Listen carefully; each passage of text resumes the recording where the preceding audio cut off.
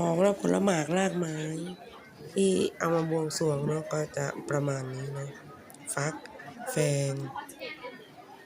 ขนุนโอ้เยอะแยะเลยสวยงามนะ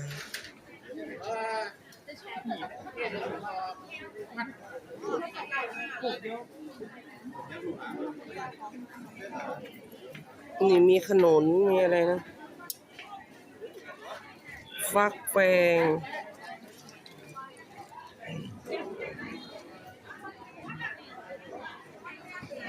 ผลงาน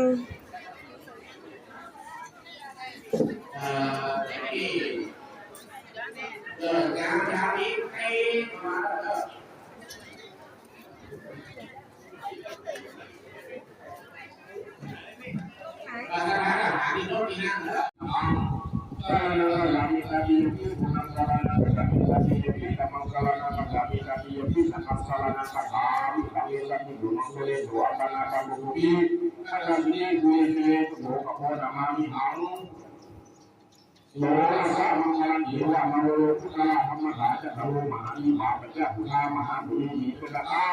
สมหาราชธรรมวัจราคะหาปัจจหัสสะโลสัจจกัสมังสีลเววัจจะเถระะพุทธปัจจะปาติหารัจจะโลรัจจะเอกเมรุจา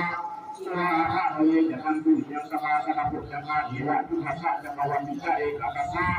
ยะเสนุวัจจะสเมตวาสนาภะมังนะพุทธะปะเอเถนะมังคลาเถชนะสัพพะสุขีอุปปุเตยะโมโนโมเตยะหิปัจจตกะอะทะเอโกสวัจจะราชาพญามินาสันตุพยังวินาสันตุเอียงกะหังกะมิกะเถตุกะละภูมิงกะถามาเถมังกัสสติยะตากะโสปิญญาญันติภวะเตยังอิกะตะสะอิสันโอวัจจาหังมะตามิสัพพะโสนะมะตาภาเวนะสัพพะสัตถุวิญญาญันตุอิเยปรมิธานิสายอิสัพพะโยมาคะถาอิทิโหติมนุสัพโพอิมิโสจะเถนะโมอิทิปิโสอิเสเสอิเสเสพุทธนามิอิเมนาภะดาสุอิปิโสตัพพุทธปิติพุทธามาโลตุสังฆนาสาสัพพะจิตามิยะลีลาคัมภุภาสีหะมาบังเถ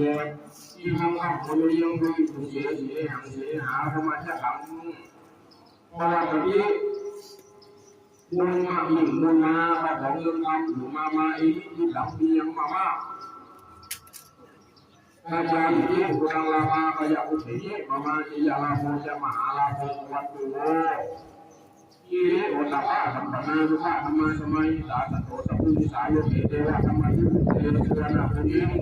สันโดนาสมุทราอิทิกาพิสายเทวะธรรมิโตธรรมะจละอเนสโยสติปะาภะนาสติปะาวัญญนามะตาปิตาจะมีการการจะไปว่าปฏิกรรมะเวลาโลโลหลาจะโลหลาเมฆสังกิตังโลธรรมะจะโลสหาเมฆนามามิอินัง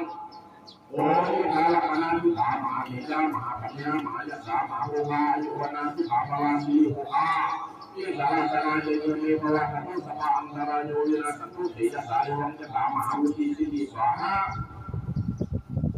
สร้างมายาปนัสสมินเทวะปัญญาสมาตตาติสินาพยัมติมังสิโสกะทิมัทธิธาระติจระตะโอมิโนโสทายะวัฏฏะมะนะกะมยวะมะนะกะมยวะมะนะกะมยวะกะทะหะอุปายโยวะโยวะภวะกะนะโอ้สิกันตะวันมาจันทร์มาจันทร์ดูมาเถิดระเบิดของหมอทั้งหลายสุภาษิตปิจาอุดมดุเขตุสวาปฏิปุญญาแต่ละคนทุกคนอยู่ในนั้นบุญญาเสกำชัยบุญญาบุญญาบุญญาเสมุทิเสมุทิสังฆาสังบุญญาเสปะไปสังฆทานปุญญาเสยยะสัมมาเถปุญญาสังฆยะเถระปุญญาเสหายบุญญาสังฆยะอาจารย์ปุญญาเสมุทิเสมุทิปุญญาเส